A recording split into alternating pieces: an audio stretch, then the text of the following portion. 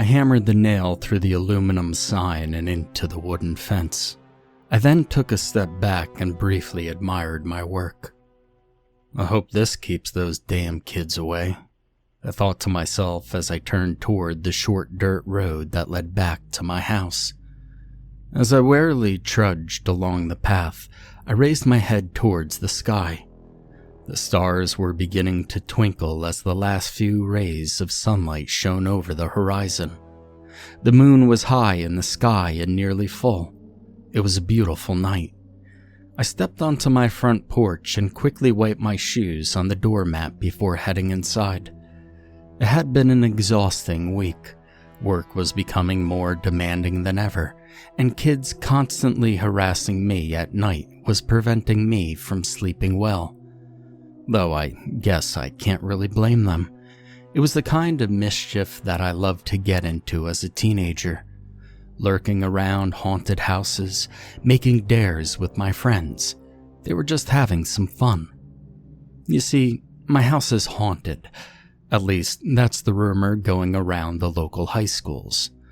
I moved in about 3 months ago. I've been looking for a reasonably placed house for quite some time. My old apartment was cramped and run down, and the landlord was a complete asshole. After I got a significant promotion at work, I figured that it was time to take out a mortgage and settle down in a real home. I browsed online ads for months, searching for a place I could afford. Most upscale houses in the suburbs were too expensive. Besides, those kinds of houses are for families. Swimming pools, basketball hoops, block parties, all that stuff wasn't for me. I'm more of a reserved person. And then, just by chance, I saw an ad for this house. It was old, but it was in really good condition and extremely spacious. It was sitting on the outskirts of the city in a quiet, sparsely populated neighborhood. It was the perfect house for me. And the best part was the price. It was easily going for less than half of what it was worth. As soon as I saw the ad, I immediately called the real estate agent and expressed my interest in buying. As it turns out, I was the only person who had called about the house. I found this unbelievable. A large, nice house selling at such a ridiculously low price. How could there be no potential buyers other than myself? The real estate agent explained that the house was supposedly haunted. Now, for many years, this house was unoccupied. Then, about 4 years ago, an elderly couple had moved into it. All was fine for a while, until a year ago the couple vanished, never to be seen again. A short police investigation was mounted, but because the couple was so quiet and reserved and had few acquaintances, there were very little for the police to work with. After the investigation came up cold for about a month, it was called off and the house was put up for sale. In fact, the real estate agent explained, the entire neighborhood was known for being a somewhat creepy, uncomfortable area. Not many people were willing to live there. None of this information deterred me. I don't believe in ghosts or haunted houses. I believe in getting the best price possible for what I pay for, and I could not pass up a deal like this. After just the first week of occupancy in my new home, I discovered the downsides of living in a haunted house. Of course, there were many rumors floating around about what had happened to the old owners of the house. They were Russian spies, called back to the motherland after many years of service. They were devil worshippers, both of whom committed ritualistic suicide, which was then covered up by members of their cult. The rumors had gotten more and more ridiculous as the time went by, but the rumor that seemed most popular with the young folk was that the house was haunted, and that the elderly couple had been killed by vengeful spirits of the dead. After all, who doesn't love a good haunted house story? And thus began the incessant harassment at the hands of teenagers. Several times a week I would see them hanging around my house, snapping photos, daring each other to hop the fence onto my property. They had undoubtedly been doing this since before I moved in, but now that the house was occupied, they were more wary of trespassing. Even if they were being more careful about it, kids hopping my fence, running about my front lawn, and banging on my door, it started to become a regular occurrence. One time, a kid actually entered my house. I'd just gone to sleep in my bedroom on the second floor when I heard him. I must have just forgotten to lock the front door that night. He came in quite loudly, not even trying to be quiet. He ran straight through the first floor and crashed out the back door, laughing as he did so. No doubt his friends had dared him to sprint through the haunted house. As I watched him run away through my window, I yelled that I would call the cops if they did that again. My outburst only seemed to make him laugh harder. The worst incident, however, was when they harassed my gardener. He was an older gentleman, at least 60 years of age, and his back was very bent, no doubt from years of gardening work. He lived in a small house about 100 yards from mine. He was the gardener for most of the neighborhood, and although I didn't really need anyone to garden my house, I kept him on anyways. I could tell he needed the business. The stupid kids had gone and thrown a smoke bomb through his window at night, and I could hear him coughing and hacking from my house. I raced over to his home and flung the door open. I went in and helped him outside onto his porch, where he continued to cough for another half an hour. I wanted to call an ambulance for him, but he insisted that he was all right. But that was the last straw. The next day, I purchased a no trespassing sign on my way home from work and nailed it to my front yard fence. Before putting the sign up, I scrawled on it in black marker, "If I see any of you again, I will call the cops." Fortunately, the sign was effective. At first, they didn't go away entirely, although there were no more incidents of intruders in my house or harassment of my gardener. But I couldn't tell if it was my threat of calling the police, the sign itself, or both that kept them away. But I was glad that the level of harassment seemed to be diminishing. Eventually, I stopped seeing them altogether. I don't know, perhaps hanging around a haunted house had lost its appeal when faced with possible incarceration. Over the next few months, my life was completely normal. I was able to sleep much better thanks to not having to deal with annoying teenagers. My performance at work improved because I was better rested. Soon, however, strange incidents began occurring. One night, I was sitting on my living room couch watching television when the lamp next to my television fell over. I suppose fell over is too late of a phrase to describe this incident.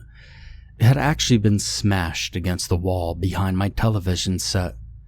The lamp was short and had a large base. I saw no way in which it could somehow lose balance. It had struck the wall with such force that a piece of the plaster had been chipped off, leaving a dent in the wall. The bulb had shattered into many pieces, which were now laying on the ground. Needless to say, I was extremely startled. I didn't know how to react. I just sat there for several moments, staring at the shattered lamp on the ground. Eventually, I got up and grabbed my dustpan, sweeping the bits of glass up and into the garbage. For a while, I examined the table that the lamp had been resting on. It was not slanted in any way. There were no irregularities on its surface that could have caused the lamp to fall, and I could not understand what had happened. Eventually, I decided to forget about it. It was not worth worrying about. It was a very strange incident with no explanation, but not something I should concern myself with. Except these incidents did not stop, but none of them were as startling or shocking as the lamp breaking, but they were subtler and more disturbing. When I set a book down on a table and left the room, it would be open to a different page when I came back. When I watched television, the channel would occasionally change for no apparent reason. Small incidents such as these continued for weeks, and they began to make me nervous. I started to become paranoid. I began to feel as if someone or something was messing with me, trying to piss me off, trying to grab my attention. When I moved into this house, I did not believe in the paranormal, but now I wasn't so sure. The incidents started to become more and more frequent, and I was slowly losing my mind. Living in this house was driving me insane. And then I saw one of them. I was brushing my teeth in the bathroom, facing the mirror when I saw it. Not a person, just a silhouette. Something like a shadow fleeing across the wall behind me. I quickly turned around, but it was gone. Over the next few days, these strange shadows began appearing everywhere in the house, moving across the walls, grabbing my attention for a brief moment before disappearing. They always seemed to take on a human shape. I started to become a nervous wreck. I hardly slept, my performance at work suffered, and I could not concentrate on anything. I began to honestly believe that my house was haunted, that the previous owners of this home had indeed been attacked by vengeful spirits. For weeks I continued to stay in this house, not knowing what else to do. I dreaded coming home from work each day for fear of spending another maddening night alone with those damn shadows.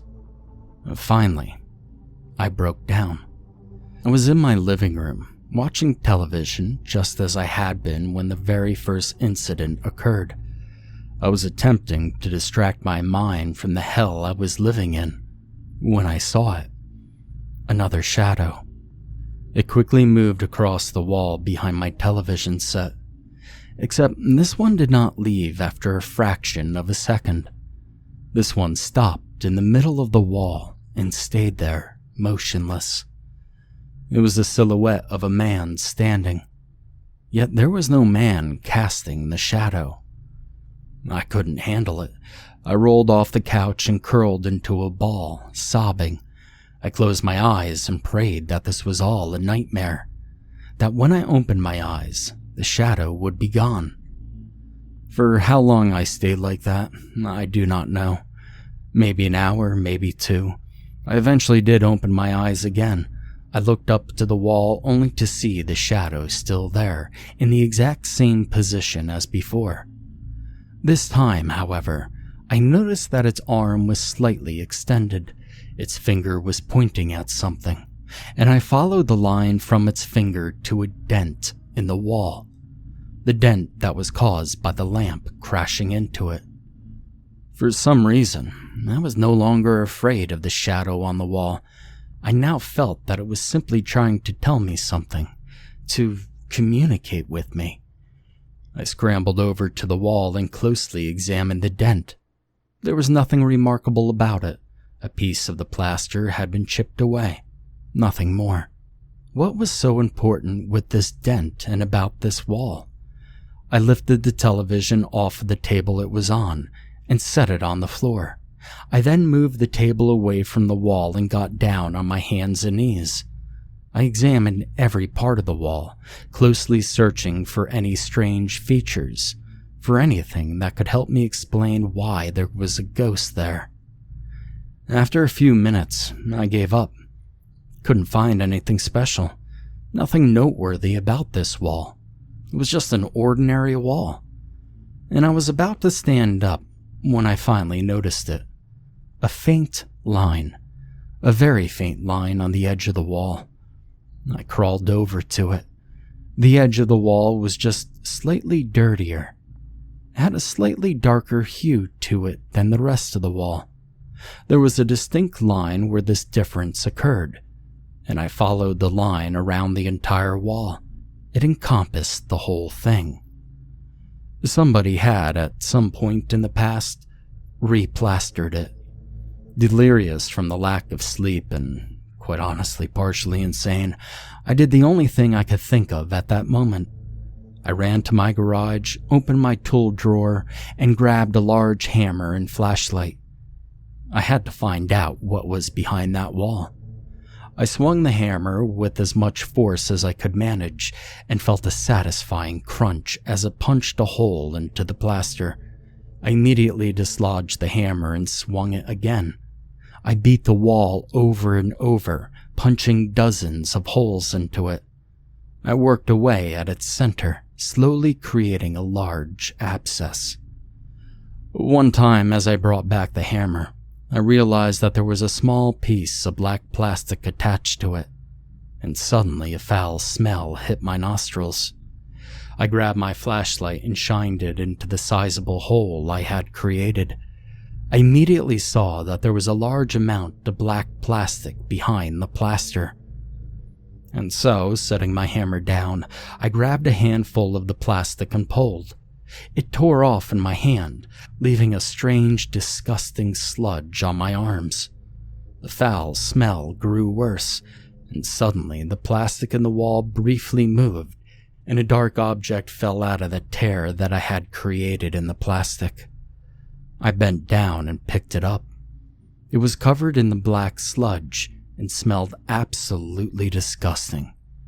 I wiped it off to reveal a white surface. As soon as I realized what it was, I flung it as far across the room as I could. It was a bone, a human bone. And just then, a terrible realization dawned upon me. I had found the previous owners of this house. They were here the whole time. They were with me as we watched television, as I ate, as I slept. They had never left. I stood there, too stunned to move. I was in shock. My mind did not know how to process this information. Eventually, I managed to move over to the sink in order to wash my hands of the decomposing material. As I finished washing myself, my senses suddenly came back to me. I had to call the police. A murder had taken place in this house. Whoever did it was, in all likelihood, still out there. I rushed to the kitchen and grabbed my phone. I picked it up and began to furiously punch the keypad. 911. As I moved my thumb over to the call button, I suddenly stopped. For a moment, I did not move. Then my hand slowly slackened and released my hold on the phone. The phone crashed onto the ground, shattering the screen. I was staring at my kitchen wall. At the very edge of the wall was a faint line that separated old plaster from new. The same kind of line that was on the wall behind the television. And so, in a state of hysteria, I sprinted out of the kitchen. I ran around my house, sobbing loudly. I examined every wall in the house, and every single wall had been replastered. Panicking, I ran back into the living room and grabbed my hammer. Expending all the energy I had, I hammered away. I hammered at the walls for hours, and each time I came to a new wall, I prayed that I would find nothing behind it. Yet each time I struck the hammer into it, I found the same black sludge-filled plastic that I had found behind my television set. My house was a graveyard. Dozens of bodies, rotting corpses, all neatly wrapped in plastic and packed into the walls, all in various states of decay. My mind finally snapped. I screamed at the top of my lungs. I screamed for hours, until my vocal cords could not make a sound. Eventually, I collapsed onto my couch and I laid there. After some time, as I laid weeping on my couch, I heard a noise. It was a very faint creaking sound, as of a door being slowly opened. I wiped my eyes and I raised my head. In my front doorway stood the gardener. He had a smug smile on his face, as if he had just finished telling a hilarious joke to a laughing crowd. He stepped into my house and closed the front door, locking it behind him. "Oh my, well look at the mess you've made. It takes me hours to plaster each wall." Why did you have to go and tear them all down? In his hands, he carried a tool bag. From where I was on the couch, I could see that it contained several bottles of fresh wall plaster, a metal plaster spreader, rolls of black plastic, and a large knife. He set the bag on the floor, bent down, and withdrew the knife. He straightened his back, and for the first time, I could see how tall he actually was. Despite his apparent old age, his muscles were large and well-toned from years of manual labor. I'm a very careful man. For 40 years, I've not been caught. He nodded toward the original wall that I had hammered apart. Black liquid was oozing out of the hole in its center. Before those two came to live here, I thought I had accounted for everything, that I had left no trace of my crimes. However, I never considered the possibility that my victims themselves might try to speak, that they might alert others of my activities. You see, those two old fools saw them as well. The fleeting shadows on the wall. My victims attempted to be found, so of course they had to go. Besides, with them occupying the house, I couldn't partake in my favorite hobby. He turned his head to me and giggled. I looked into his eyes and saw nothing. No humanity, no empathy, no compassion. Nothing but a deranged hunger for killing. Well, I must thank you, my friend. If it weren't for that sign you posted out front, I wouldn't be here tonight. If you hadn't posted that warning, this house would undoubtedly be swarming with curious teenagers, wondering what all the screaming is about. However, thanks to you, nobody's around. Nobody is here to hear you scream. And nobody can help you. He stepped closer to me, holding the long, sharp knife. He expertly twirled the knife in his fingers, no doubt something he had practiced 1,000 times before. But I do have one last question for you. Where would you like to go? I believe that there's still room in the upstairs bathroom and bedroom walls. It's your choice. I said nothing. I was incapable of speaking. He shrugged. Well, I guess I'll have to choose for you. I'll be up all night replastering these walls anyway. Makes no difference to me. At least I'll have my shadow friends to keep me company. Maybe I'll even see you taking a stroll across the wall. My eyes darted to the front window. Streetlights illuminated the road. I was desperately searching for somebody, anybody who could help me. The gardener laughed. There's nobody out there, my friend. Your sign scared them all away. He bent down and brought the knife to my neck. My gaze stayed locked on the window.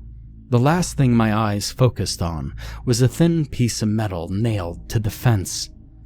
In that moment, I realized that the instrument of my death was not a knife, but a sign. An aluminum metal sign that I had purchased for $15 in order to keep annoying kids off of my property. On that sign were the two words that had sealed my fate, that had orchestrated my doom, that had brought the knife to my throat. No trespassing.